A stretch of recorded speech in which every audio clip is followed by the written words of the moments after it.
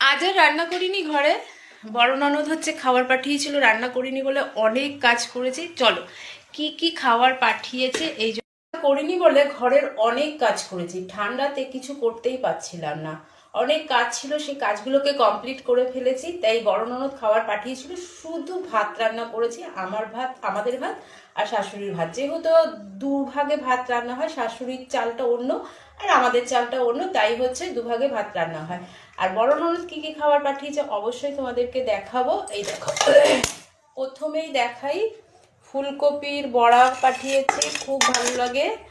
আর এই দিকে আছে তোমার হচ্ছে মাছের মাথা দিয়ে আর বাঁধাকপি। আর আছে এদিকে আছে হচ্ছে শীষ পালং আছে। শীষ পালং খেতে কিন্তু খুব ভালো লাগে, শীতকালে শীষ পালং খেতে খুব ভালো লাগে। আর আমার রান্না ছিল হচ্ছে বক মাছ ছিল 3 পিস আছে, 3 পিস তিনজনের হয়ে যাবে। আর শুধু হচ্ছে ভাতটাকেই রান্না করেছে, এই দিয়েই আজকে খাওয়া হয়ে যাবে। কেউ যদি এরকম হচ্ছে একদিন দুদিন বাদে বাদে খাওয়ার পাঠায়, খুব মজাই হয়। আজকে তো অনেক কাজ করেছি, ঠিক আছে, অন্যদিন হলে শুধু ভিডিও রিল আর হচ্ছে লাইক কমেন্ট করবো।